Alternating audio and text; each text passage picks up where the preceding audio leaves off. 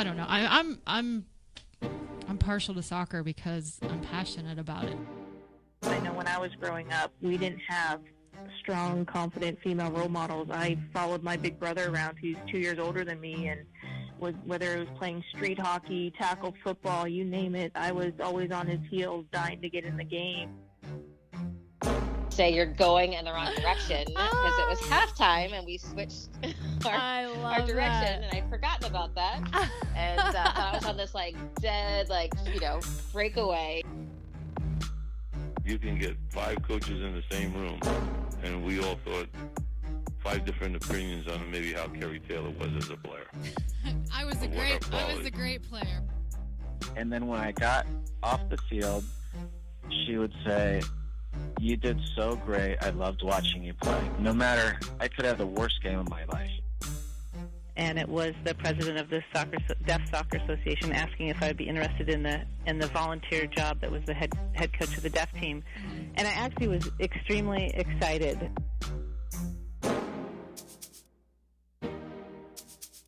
I'm Kerry Taylor, and this is Women Talking Football. And thanks for tuning in tonight.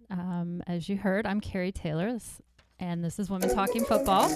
And tonight we have Dr. Nicole LaVoi, and she's calling in right now, so I'm going to answer. Hello. Hey, Kerry. Hey, Dr. LaVoi. Thanks so much for calling in tonight, and welcome to Women Talking Football. I'm so excited to have you on. My pleasure. Thanks for having me. Yeah, thanks for calling in late at night because you're not on the West Coast, so I'm always very thankful when the Midwestern and the East Coast people take the time to call in and or listen, because I know it's a little bit late there, so I appreciate it. It's all right. It's part of the duty of talking about our fabulous topics tonight. Yes, and I'm so excited to have you on. And how I normally start the show is I have the guests kind of tell the listeners about their sport background and who they are and what they're doing, and then we kind of dive into the topics and the questions. So give us a little rundown on, what your sport background looked like and what you're doing. Sure. So I grew up as a multi-sport athlete. I played just about anything I could, but by high school I had focused in on tennis, basketball, and softball. Okay. My first love was soccer. Growing up in Missouri, in the northwest corner, they had quite a developed soccer league for girls, and when we moved to Minnesota, there was no soccer here. Okay. So I took up tennis, which turned out to be a pretty good pathway for me. I ended up playing in college at Gustavus Adolphus College, which is a small liberal arts Division III school here in Minnesota, and went on to have a fairly successful team career there. Yeah, where there a was team won the national. I was going to say there's a national championship somewhere in there. So isn't the is, time to be yes. bashful. So brag away. Yeah. So my junior year, our team won the national title, 5-4, in a very exciting finish to a team that we'd lost to 0-9 6 weeks before. Wow. So that was pretty cool. And my senior year, we took second. We lost 4-5 in the final. So it was a great college tennis career. Some of my teammates are my best friends today, and I turned that love for playing and the impact that tennis and athletics had on me into a love of coaching. And so I coached college tennis and was a tennis pro for quite a number of years. My most recent coaching job was at Wellesley College. Okay. As an all-women's college out east, just outside of Boston. And some people might know it as the alma mater of Hillary Clinton. Yeah, I was going to say something about that. And I loved being there. I was there 4 years, and while I was there, I really became interested in the impact of gender and sport on girls and women. And being in an all-women's environment and being exposed to the Wellesley Centers for Women was really a turning point for me, because I became more passionate about making a difference in the lives of girls and women through sport, not just my team, my one team, who I love dearly, but I wanted to make a bigger impact. So I quit my job at Wellesley and went back to my alma mater for my master's, which was the University of Minnesota, and did my doctorate there in sports psychology and sports sociology, and got to work in the Tucker Center for research on girls and women in sport. So the rest is kind of history from there. Right. And so right now you're the co-director for the Tucker Center. And what does that entail? Because it's an amazing resource, and I consider you like the expert on women and girls in sport. And can you tell the listeners kind of more about some of the things that you do there? Sure. Well, I appreciate the kudos on the expert in women, girls in sport. I certainly am one of them, but I'm not the only. There are a lot of great people doing good work in this space. So when I finished my doctorate at the University of Minnesota, I left for 3 years and went to the University of Notre Dame, where I was a research associate at the Center for Sport and Character, which was great. I learned a lot. And then I was recruited to come back to the Tucker Center to help run the Tucker Center as the associate director. Now I'm the co-director. So I get this question a lot. So what do you actually do? A lot of things. Center? A lot of things. I do a lot. Yeah. So our mission, for those people who are listening that don't know about the Tucker Center, we're about 25 years old now.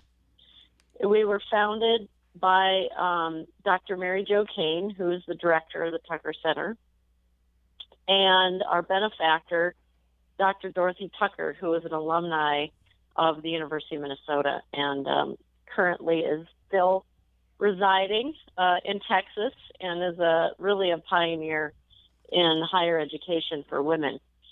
And she and Dr. Kane had a vision, and they opened the Tucker Center with a threefold mission of doing research, education, and outreach. And we are the first and really only center, perhaps in the world, but for sure in the U.S., completely dedicated to the study of girls and women in sport. And we're really proud of that. We're housed in the School of Kinesiology in the College of Education and Human Development at the University of Minnesota. So it gets to be a long litany of titles, but right. We are housed in an academic unit, which makes us pretty unique.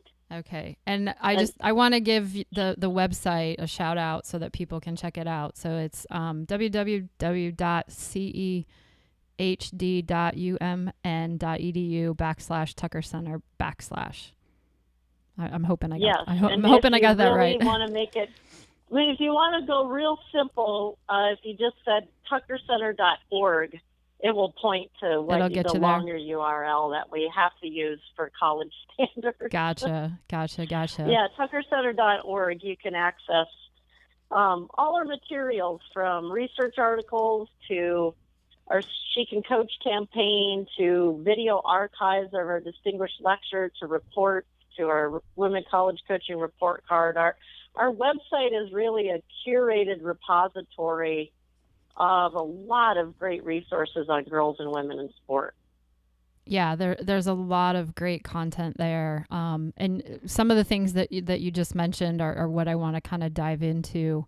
Sure. Most recently, you had, now is it an annual symposium that you have? But I noticed you launched the She Can Coach initiative, which I was so bummed that I couldn't go to the symposium, but I'm doing it. I'm committing to be there next year. So I want you to hold me to that. But okay. So tell me down. I'm in. So tell me, I looked up all the great speakers. Just tell me all of the awesome things that went down there. Was it last weekend? It seems like a month ago now, but yes, it was about a week ago Friday on May 21st. And, the Women Coaches Symposium, this was our 4th annual one this year. And it grew out of my passion as a female coach, as a young female coach, mm-hmm. and looking around and always being surrounded by mostly men. And I'd never understood that. Right. I thought, where are all the women? And that was in my 20s, and so I didn't know what I didn't know. And but fast forward 25 years later, and I'm still asking that same question. And so now that I kind of have a better sense of what's going on, I really felt it important that I translate our research and our best practices around coaching into community outreach to make a difference for women coaches and build a strong network and provide unique professional development opportunities for the women in our, we're a land grant state university, so it's part of our mission to serve the public. And so it was consistent with the university's mission, but also the Tucker Center's mission. And it's now become kind of a regional thing, and it's starting to grow into a national thing. We had coaches from, I'd say, 6 or 7 different states at the last symposium. But it's, to our knowledge, it's the largest female-centered, because we do have a few male allies that want to come and support women coaches. Which we need, Yes, we do need that. And it never occurred to me in my wildest dream when I first started this 4 years ago that, as a women coaches symposium, that men would want to attend. Right. And the first call I got that first year, this guy called me up and he said, I'd really like to come. Is it possible? And I kind of, he took me off guard. Right. I said, well, of course, of course you can. Yeah. So we do have a handful of men every year, but we have 350 women and about 10 to 12 male allies, and all women speakers, all sports, all levels. And I think, although I will stand corrected if I'm wrong, which I am a lot, that we're the largest women-centered coaching symposium with all women speakers in the country.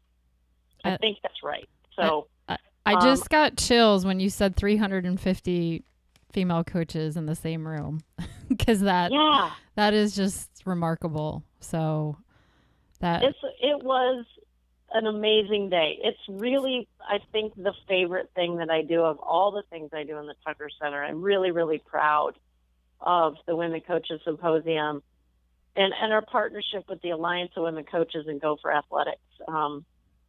It's turned into an event, and women in our community really describe it as a can't miss annual event. So we're really proud of that.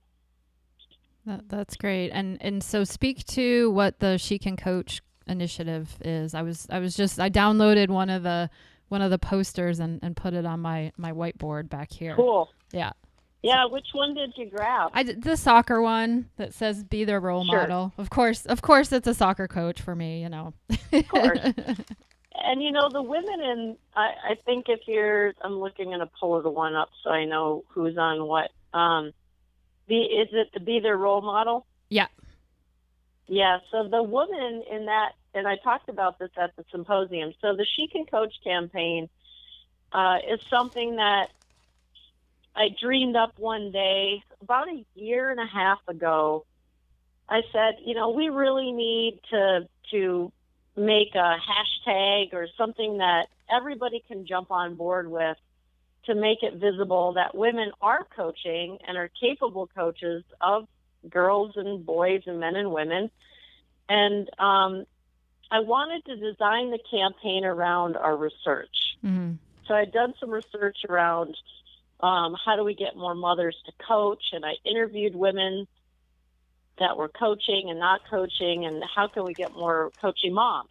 Right. And so I really took the findings from that research and built out this campaign in terms of what resonates with women that might motivate them to either see coaching as a viable career option or be a volunteer coach in their community. Right. And so these different slogans on the different posters that are free to download in terms of our Creative Commons license are really to speak to different populations of women that want to coach or might be thinking about coaching, including our female athletes. So our She Can Coach campaign is pretty cool. And the woman in the Be Their Role Model poster is a good friend of mine. And all the girls in the picture around her are now playing college soccer. That is so cool.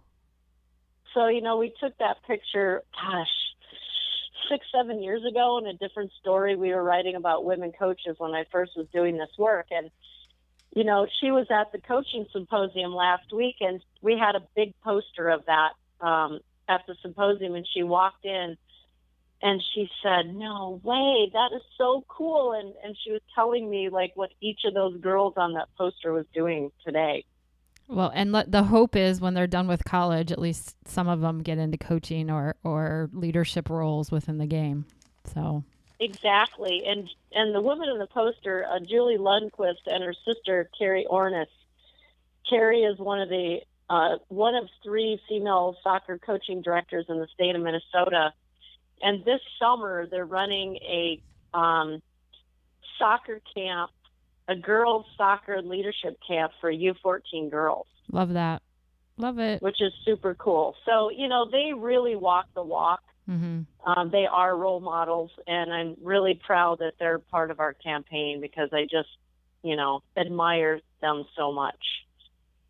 Yeah. And that's, I think, you can probably speak to this a little bit because of the research you've done, but it seems to be the narrative out there that women almost need to be asked to, hey, come coach, or hey, come referee, or, think about it. And I don't know why. I mean, is that kind of a common theme that you've come across in talking to women coaching multiple sports? Yes. And that's one of the key findings out of our mother coach research that we did. Gosh, it's almost going on 10 years now, where I was talking to mother coaches and asking them, what would get more women to coach? And one of the top themes that came out was ask us, invite us. Nobody asked us to coach. When we were in parent meetings and the coaching director's looking around and said, hey, we need a coach, Dad, who's going to step up? It doesn't make women feel like they're valued or wanted as coaches, right? When many of them actually have much more playing experience than the men in the room. So one of the things that came out of that study was ask women. Mm-hmm. Just ask. Yeah. Real simple. Yeah. And that, and that's the key thing for other women too, is to, identify girls on your team, no matter what sport you're coaching, and say, hey, have you thought about it? Have you thought about getting involved? Because, you never know, that one little ask could, put a thought in a young athlete's head that says, hey, I want to stay involved in the game. And that, that's the hope of how we get more women in the game. Yeah. And I think, the She Can Coach campaign is about, asking adult women who have kids in the sports system. But yes, it's also about being intentional as coaches, men and women coaches, having those conversations with those kids on your team who, kind of might be a great coach. There's always a couple girls on the team who are like, man, she just is really a coach's player. Yeah. She really has got a head for the game, and she would make a great coach. Yeah. What we know from the research is that a lot of coaches got into coaching because their coach said, you would make a really good coach. Have you ever thought about coaching? Yeah. And because coaches are such great role models, not all of them, but many of them. Many of them, yes. We all know some. Yeah, we all know some that shouldn't be around kids, but yeah. Right. But when an adult that you respect and like and admire says, "Hey, have you ever thought about coaching?" That's pretty powerful. Mm-hmm. And just by planting that seed and making the ask or inviting them to think about it, I really think it's a very simple strategy to get more of our young women to think about coaching. Yeah.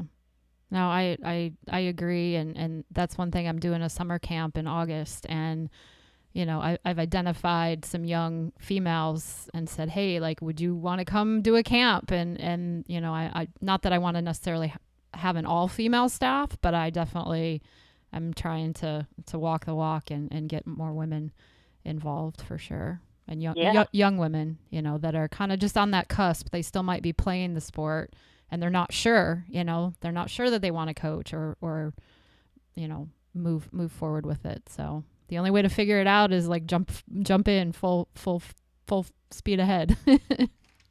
Yeah, and you're giving them the opportunity to try it out. So many young women want to be a role model to girls, and they do want to make a difference, and they want to have a positive impact, just like their coaches did for them, or they had a bad experience with a coach, and they want it to be different for other girls. So I think it's just so important to have those conversations, and it's not for everybody, but it is for some. Yeah, for sure. Well, I'm so happy to hear that the numbers were. Was it a sellout? The 350, was that a sellout for the symposium? It was a sellout. The space that we're in, which gives me a lot of pleasure to say this, is that we hold the Women Coaches Symposium in the football stadium. I love that. Yay! Yeah, it's and it's a public space, but there's a little bit of pleasure I get from saying that. And we have gone from year one, we had 120 women, and we were in a small room, and we've grown every year. So we're busting at the seams in the space we're in. So I'll have to decide over the summer whether we stay at 350 or we grow it more.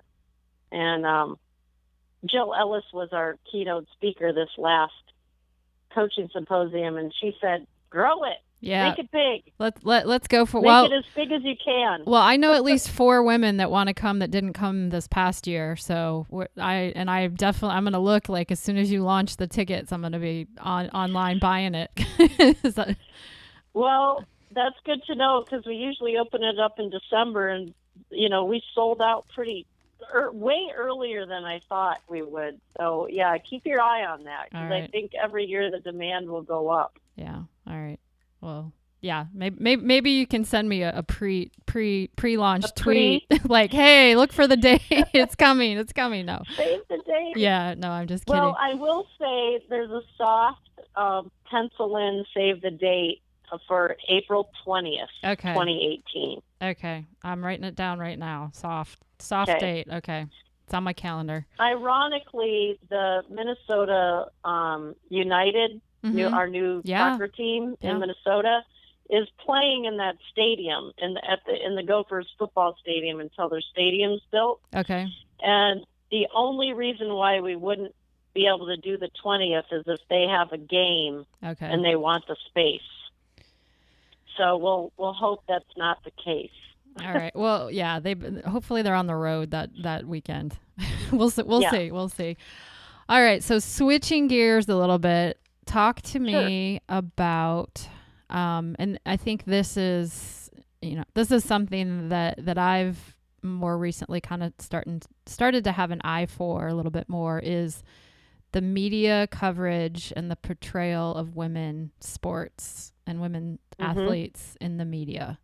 And I know it's kind of a hot topic in a couple of different ways. So what are some of the sexuality spin on women and the lack of media coverage, and I know I follow you on Twitter, and I see your posts about the women's basketball at Minnesota, and people want to come. People are in the stands. People are fans of women's sports, and it's almost like if the media would cover it a little bit more, like more people would know about it and more people would jump in and want to follow, basketball or soccer or this. So kind of talk to me about some of the key issues with the media. Sure.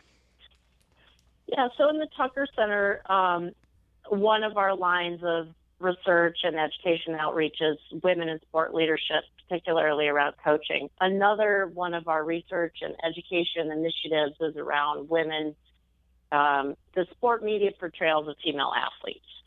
And this is the primary work of our director, Mary Jo Kane, and she and I have collaborated on some sport media research as well.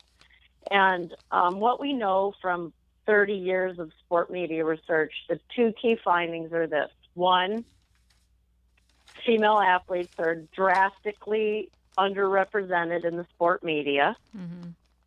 We know that 43% of all athletes are female, and they get about 2 to 4% of sport media coverage. 2 to 4, not 24, 2 to 4%? No, 2 to 4. Oh, yes. wow. Very little.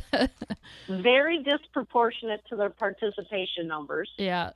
So, in that finding, that's very well documented, whether it's broadcast media, print media, Sports Illustrated, ESPN, the magazine, et cetera. It's really, really consistent. And in fact, it's gone down.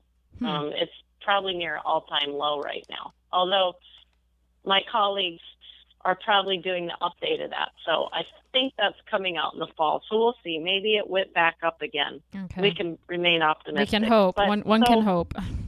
One can hope. One can hope. I always say, let's let the data tell the story. Right. So that's one key finding is female athletes are drastically and disproportionately represented, which really creates a false narrative that no one's interested in women's sports because you don't ever see it. Right. And we can talk about that if you want. And then the second finding in the sport media research is that when female athletes are portrayed in the media, their athleticism is not primary and their femininity and sexuality is highlighted. Right.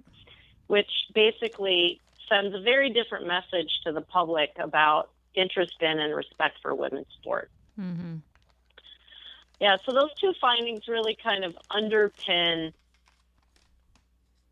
sport media research in female athletes. And for the listeners out there, on our website, tuckercenter.org, we have a Emmy-winning documentary called Media Coverage in Female Athletes that we did on this topic that you can watch streaming free online on our website. Okay. That's a good resource right there. How, so we've identified the problem. We've identified that the numbers are drastically poor for the media. Now, how do we implement the change? Like what can we how can we affect it? How can we? Yeah. And that's, I'm not really in media. I'm hoping that maybe my show can, push the envelope a little bit. That was kind of the idea behind, starting the show is I just want to promote all the great things that people are doing, women are doing within sport. And, if 10 people listen, great, then I'm happy, but it's, how can we increase that number within the media? Is there anything we can do? Yeah, I think there's quite a few things you can do. And, as a researcher, I'm a visual person and I always have models that I'm thinking about. So, let's just think about this model together pictorially. So it's like concentric circles. So at the heart of the model is the individual. So what can you or I do to change this? And you can tweet things. You can tweet the media. Right. You can tweet your local media station. You can email them. You can Facebook them. You can tag them. So this is a strategy that I've found has worked locally and regionally, is that if I'm watching something, and I watch a lot of sports, I'm a huge sports fan, and I see something or I don't see something, and I'll tweet, hey, Fox Sports North, why aren't we seeing more Minnesota Lynx? Right. You know, and I just keep doing that. And that and tweeting and emailing sports editors, whether it's broadcast or media, that also makes an impact to say, hey, I'm a women's sport fan, and I would like to see more Gopher softball, Gopher volleyball, right. Minnesota Lynx, WNBA. I would like to see these women being covered right. in the way that they should be covered. And that matters. So, you know, I can't just be a voice of one. We need every women's sport fan who doesn't see the teams that they love, make it known, because here's the argument that the sport media always uses. Well, we only cover things that people are interested in. Right. And they sort of absolve themselves of the fact that they actually create interest. Right. So that's one thing as an individual that we can all do is we can click on stories, we can share legitimate stories that focus on the athleticism of amazing female athletes. We can tweet and use social media to generate interest. That does work. So that's at the individual level. You can also buy season tickets. Right. So I have season tickets for the Minnesota Lynx. I have bought season tickets for many of the Gopher women's sport teams at the U. So you have to kind of put your money where your mouth is. Yep. If you're going to support women's sport, make a difference and say, look, there's interest. I have bought a season ticket. Right. So that's another thing individuals can do. You can blog, you can have a podcast like you're doing. Right. That shows interest. So there are things that you can do at the individual level. After that, you can go to the next level, which is more the interpersonal level, which is about networking and, you know, inviting others to do the same and making it a social enterprise. Mm-hmm. Then you go to the organizational level, which is about policies and affecting decision makers and trying to affect change at the organizational level. That's having conversations with executives or editors or decision makers that go back to emailing or tweeting, or if you're in the room with them, having those conversations, writing opinion editorials. But, you know, what we found at the Tucker Center is we've used our data to get in front of media executives to say, you know, what our data says is people really just want to support women's sport because they're amazing athletes, not because they're pretty and sexy. Right. So maybe you should focus on that. And those conversations we've had, I won't say who we've talked to, but I've got to say that it has made a difference. Right. Well, and that's, you know, I think that's the key, is that you have the data to back it up. You know, we can make all the arguments that we want and say, go women, like, you know, pro women, but with the hardcore data, it's almost like they can't give a legitimate argument back, you know? So. That's right. And so one of the things that everybody can do is we have another social media campaign called Here's Proof. So it's hashtag Here's Proof, because this grew out of me as a women's sport fan. I'd be sitting in the stands, whether it's Gopher volleyball or Gopher softball's number 4 in the country. Our volleyball team got to the Final Four. You know, our women's hockey team has, you know, been multiple national championships. And I'm sitting in those stands, and they're packed.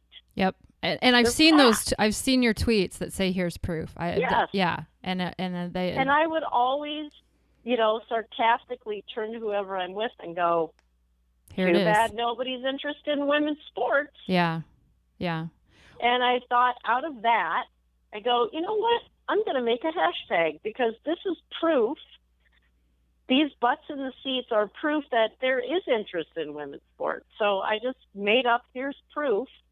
And you can find that campaign on our website as well. And I invite everybody, when you're in the stands and you see fans supporting women's sport, take a picture, post it on your social media, and hashtag it. Here's proof. Here's proof. Okay, everyone that's listening. Here's proof. Yeah, everyone that's listening, let's get behind that. And I saw something on Twitter the other day. There was a women's soccer game in Europe, and it was Alex Morgan's team was playing against Carly Lloyd's team, and there were like over 12,000 fans or something, maybe even more than that. Maybe it was 18,000. And it was on Twitter. I was like, I retweeted it. It was like, here's a whole stadium full of people watching, a women's Champions League game, which is here's proof. Yep, exactly. So any data, any data I see, whether it's, the NCAA viewer statistics for the women's basketball tournament, which has gone up every year, whether it's more viewership for the WNBA and ESPN, when that data comes out, I encourage everybody to tweet it. Yep. And just say, here's proof that people are interested in women's sport. Yeah. Because we have to counter these narratives that nobody's interested in women's sport, because it just isn't true. Right. And, you talk about the three different realms, the individual, the interpersonal level, and then the organizational level. And I know getting at that organizational level can be a struggle. Looking at the makeup of decision makers and boards within whatever sport entity it is, the women, there's not a lot of diversity within, some organizational, decision-making levels. So it's, providing that proof to them and keep questioning, keep trying to get more women on boards and in leadership positions is the key. And I think that might be a longer battle than what we can do at the, individual or interpersonal level. Well, and it's the level that's harder to control. Yeah. Not that we shouldn't try. And, when I talk about whether it's getting more women in sport leadership or changing patterns of sport media portrayals, there's a lot of people doing really good work. But some people they kind of throw their hands up and say, oh my gosh, it's such a big problem, I don't know where to attack it. And I always encourage people to think about, at which level are you trying to affect change? Right. Are you trying to change individual behavior? Are you trying to change, interpersonal networks? Or are you trying to change organizational? And I didn't even mention the societal level, okay, which is about gender bias and gender stereotypes that really come into play when we're talking about whether it's women in leadership or sport media portrayals. And that's really the hardest level to change, but probably the most important one to try to change. Right. That's about power, and that's really difficult. So societal and organizational levels, which is about power, and we know in sport the power is held mostly by white men. Right. It's an uphill battle, but there are some really good things that are happening around that. Yeah.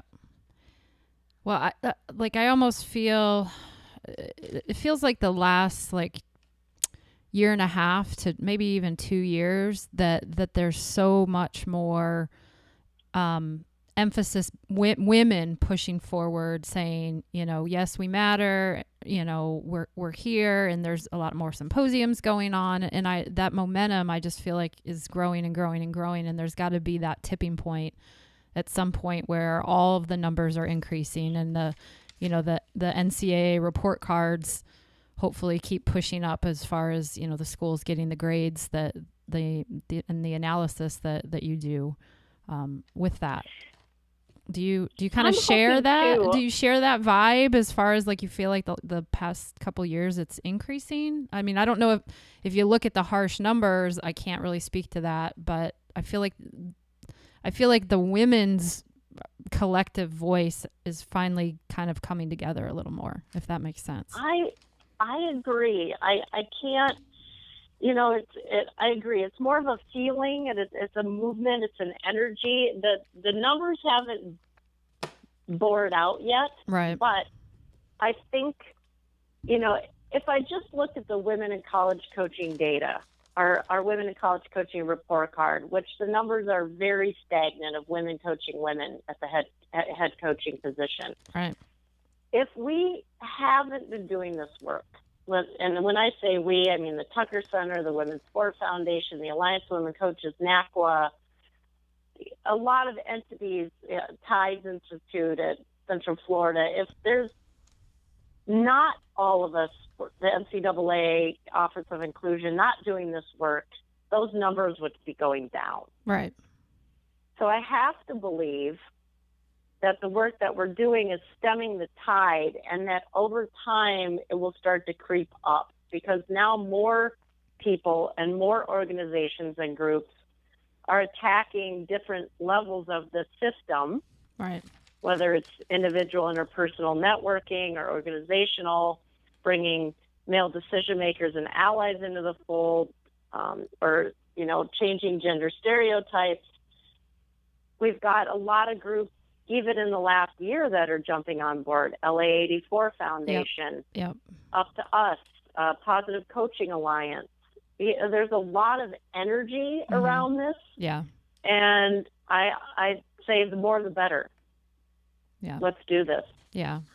So, yes, I do think if there's one thing we learned from the U.S. women's hockey team in the last month and a half, is that when women stand in solidarity together for a common cause of equity, change can happen. Yeah. And that, that the statement that they made was amazing, was absolutely amazing. And I'm glad that they fought and stood up and didn't budge in relationship to that.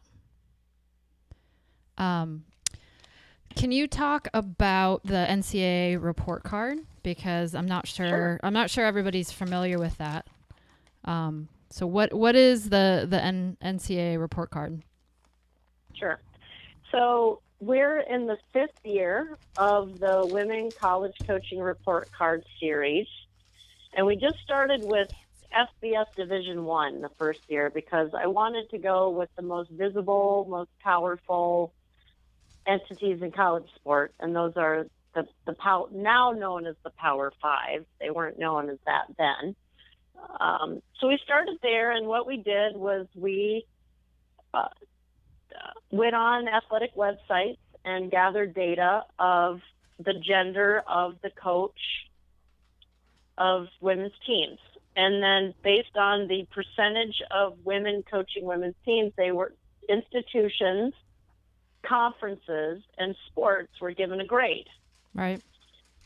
And when I started this, it was really at the urging of Christine Brennan at USA Today as a sports columnist. Some people might know her work. And she said, if you want to really get people's attention and create change, you need a report card. Like, I don't want to do a report card. I'm supposed to write manuscripts and journal articles. Right. And she looked at me and she said, just do it. And she was right. So we did. And 5 years later, we're starting to get a lot of visibility with athletic directors and conference commissioners and sports stakeholders, because grades speak the language of competitive people in sport decision-making positions. Right. Yeah, they absolutely do. And, what we found with the report card is we give out about as many F's as we do A's and B's. Which is sad. We have some work to do. Most schools get D's and C's. Right. And a few schools get A's and B's.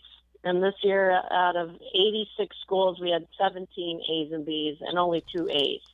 And that was University of Cincinnati and University of Central Florida. Okay.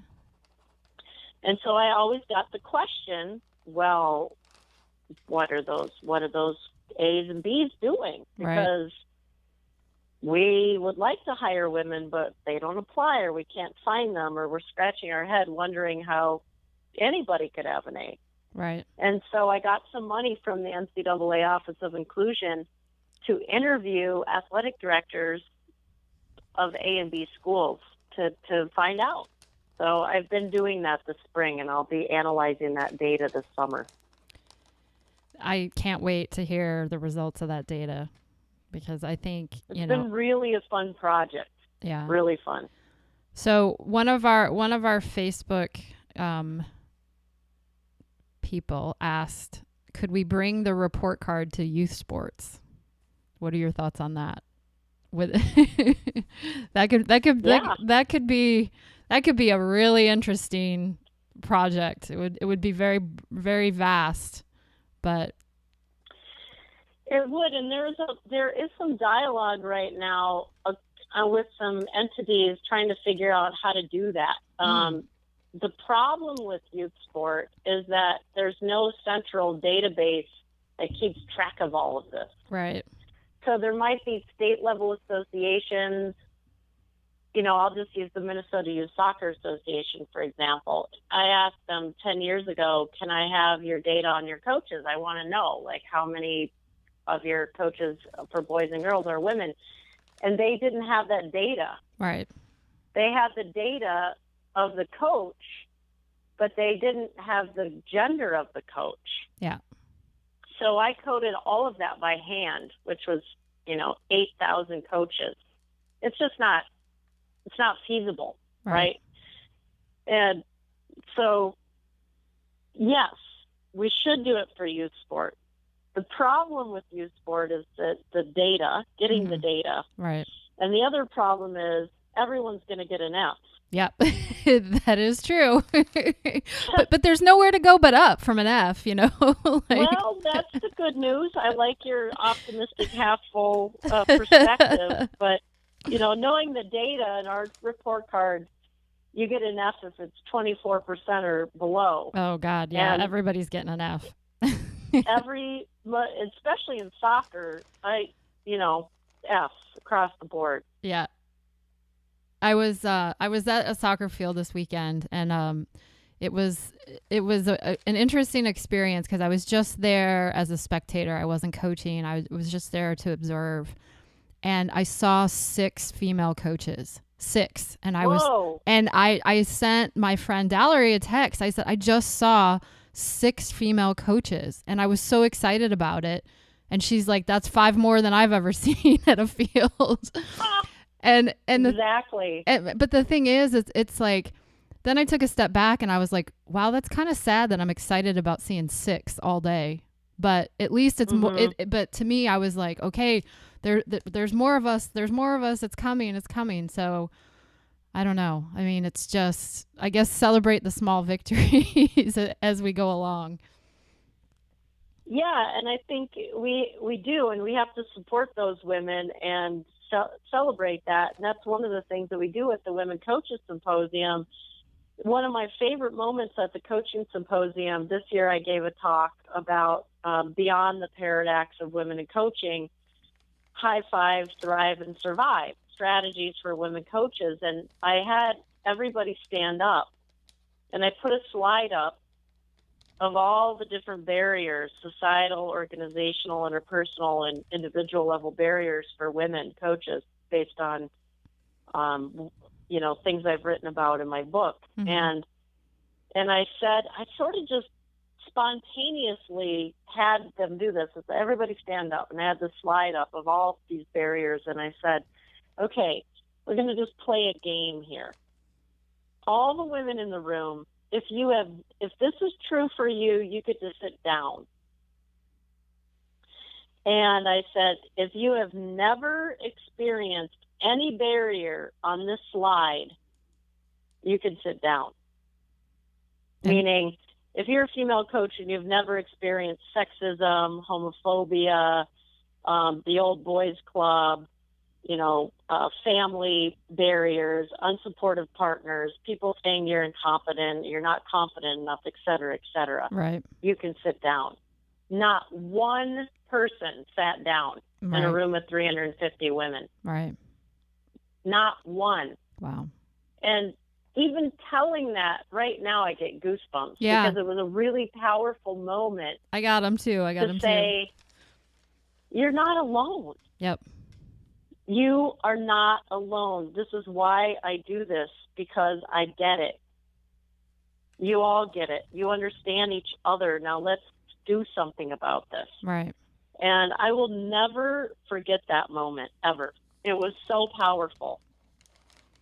And I would beg to guess that some of those challenges that you just named, all of the women have probably had 3, 4, 5, 6 of them to deal with. So you could almost go through and ask each question individually. Have you never dealt with sexism? You can sit down and they'd probably all still stand, which is sad. But the thing that you bring up that I feel is powerful is letting people know that they're not alone. Because I think if you're a female coach and you're the only female coach in your organization, you do feel alone, and you're not sure of like, am I in a bad organization, or am I, how am I going to get through this, or who do I reach out to, or how do I find a mentor, or like how do I navigate?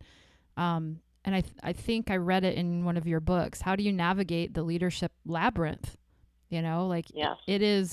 It's complicated, and it's not an easy road, and there are no straight paths to anything within sport, whether, in any sport, and, knowing that you're not alone, and, just having a network of people that you can bounce ideas off of, and, say, hey, I need to vent today. This happened to me. How can I handle it? Or give me some advice. It is so, so, so powerful and important. It is. And I think when you're in a room with 350 other women coaches in that space, you can't help but feel supported and empowered and a sense of belonging. And that's really what it's about, because when you're one of many, you have a different sense in your community versus when you're just one, period, within a sea of male coaches. We know from the research that when you are, in the minority, you're more likely to experience stress and anxiety, harassment, pay equity, feel like you have to overperform above and beyond your male colleagues to be taken seriously. I mean, there's just all these potential negative outcomes in the workplace that lead women to just say, I'm not dealing with this anymore. I'm out. Yeah. Right? I'm burned out, or I've had enough, or both, and I'm quitting. I'm out. So, yeah, I really hope that you'll come next year, because it was super cool. And, what was really cool is I got to meet Jill Ellis. Yes. Who's amazing. Yes. And get to know her a little bit. And it was powerful for her, too. And I just talked to her again yesterday. We were touching base on something. And she said, I'm never in a room with 350 women coaches, ever. Right. She goes, I get it. I get it now. I totally get it. And she said, thank you for having me. That's great. It was impactful on her. Yeah.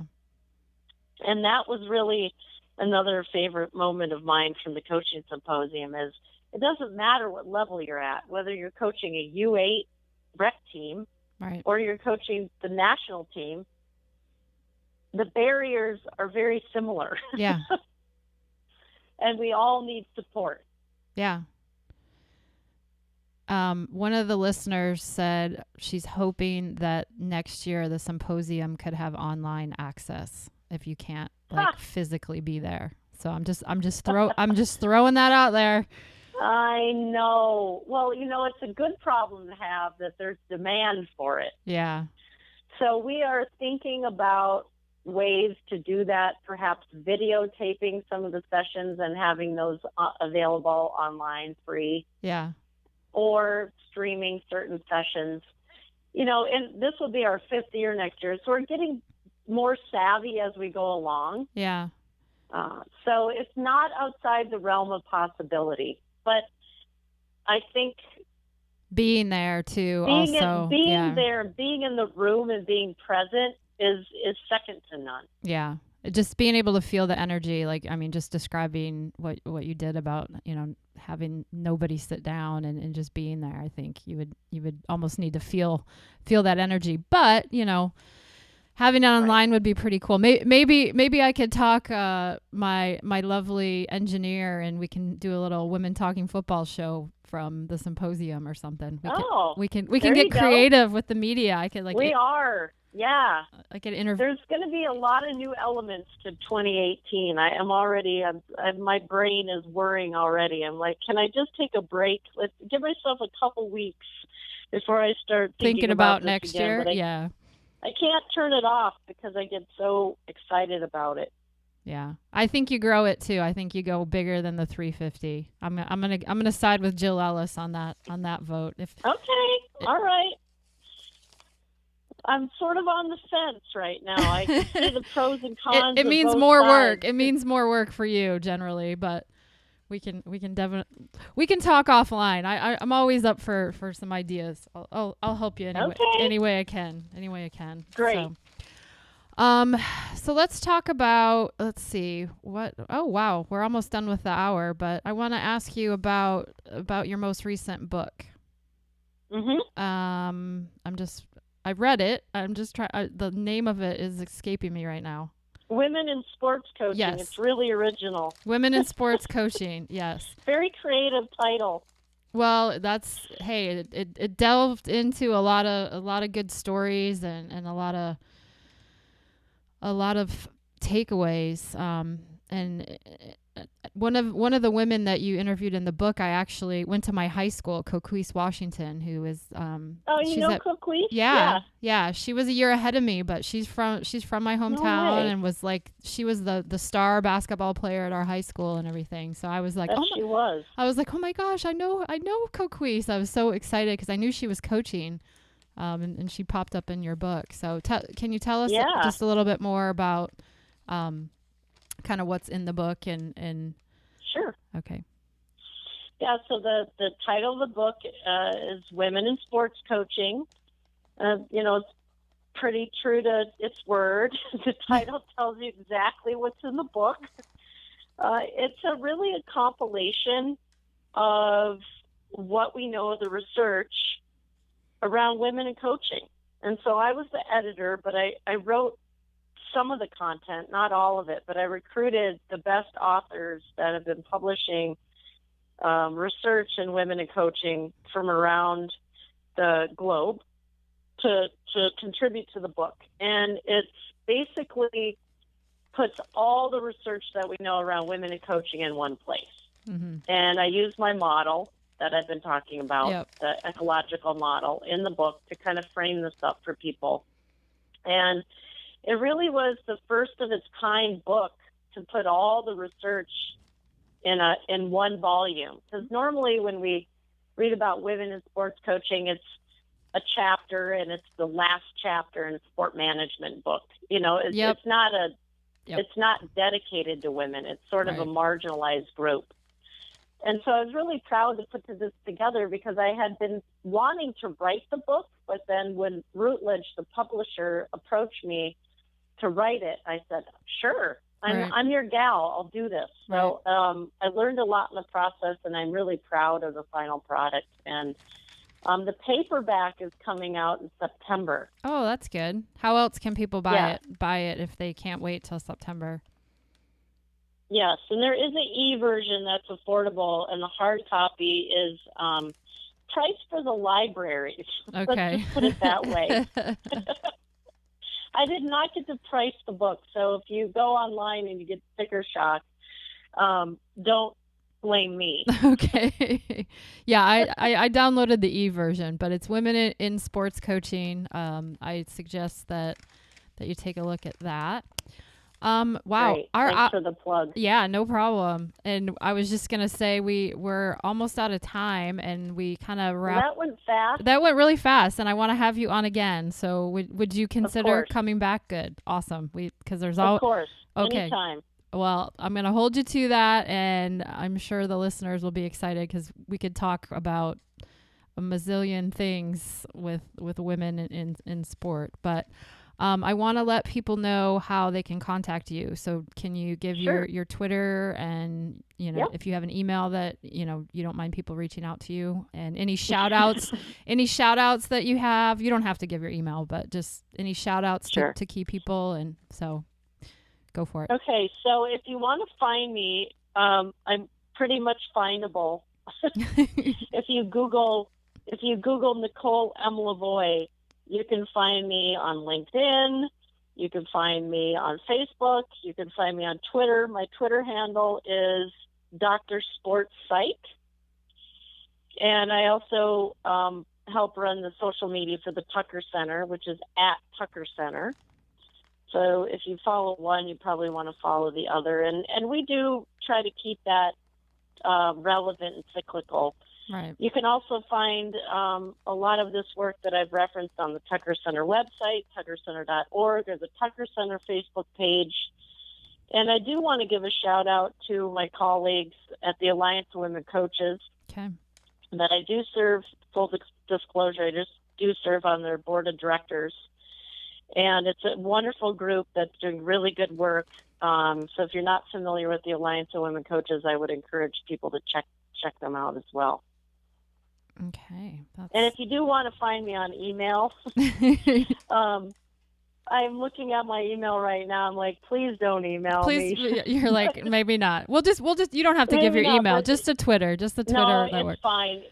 It's easy. It's nmlavoy@umn.edu. Okay. So you can find it online. So I might as well just tell people. Might as well just tell people. Yeah. Yeah. And I do respond. I might not respond immediately, but I eventually will respond. Yeah. Well, you're a busy woman, so I'm sure you have a lot on your plate as you have students to oversee and reports to write and more great research to do. So Finals to grade. I forgot about that. Oh my goodness. Yeah.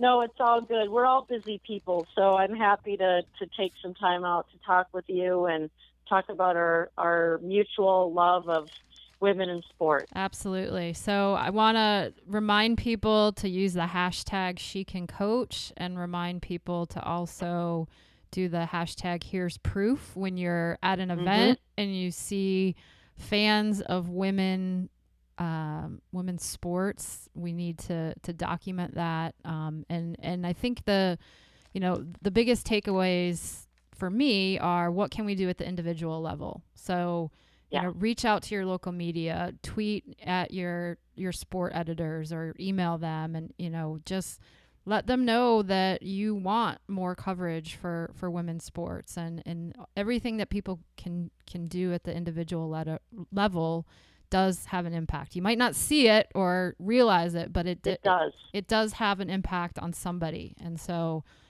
I guess just sort of like reaching out to your Congress people or your senators, hey, let's go after, not go after, but let's reach out to the media and let them know that we want to increase that number. We don't want it 2 to 4% of media coverage on women. It needs to be 24% or, 48% if it's, equal. So there is interest, and that's on us to show the interest, whether you're clicking, you're buying season tickets, you're putting your butt in a seat, you're putting eyeballs on a screen, you're tuning in. It matters because that shows media people and sponsors that there's interest, and that means revenue. Yep. I think that's something that all women can do a little bit better job of. So I'm gonna do my part there. I'm gonna start using the hashtag more and just try to contribute in a positive way. So, thank you. I will do it. Thank you so much for being on the show. Carrie. I want to give my media stuff and my shout out. So I want to thank Soccer Nation who helps me do the show. So my people at Soccer Nation, thank you so much. You can find my website, womentalkingfootball.com. We have all the episodes on there, so you'll be able to see and listen to Dr. LaVoi's episode tomorrow on my website if you missed it today. My Twitter is at WO Talk Football or at Carrie1v1. Facebook or Women Talking Football. And I just want to say thanks to all the listeners for tuning in. We want to keep pushing for getting more women involved in coaching and refereeing and getting in more leadership roles. So Dr. LaVoi, thank you for all you do to promote women in all sports, and, keep fighting the good fight. And I will definitely come to your symposium next year. So. Okay, good. Thanks for having me. Okay. It was my pleasure. All right. Have a great night. Okay, you too. All right. Bye-bye. Bye-bye. Bye. So that was Women Talking Football. Thanks for tuning in, everyone. Appreciate you taking the time, and we'll see you next Tuesday. Have a good night.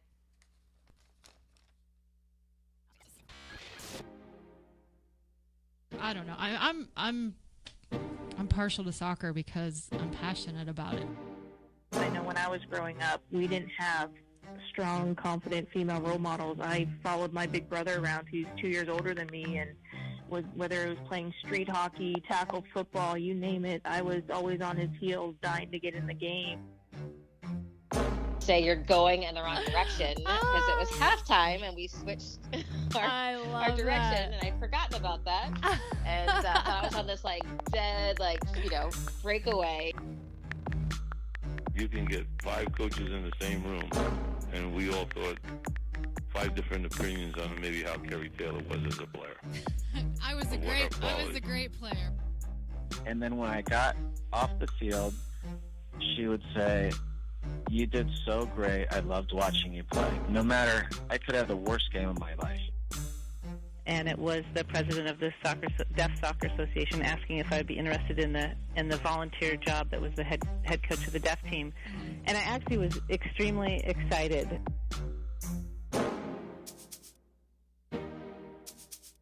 I'm Carrie Taylor, and this is Women Talking Football.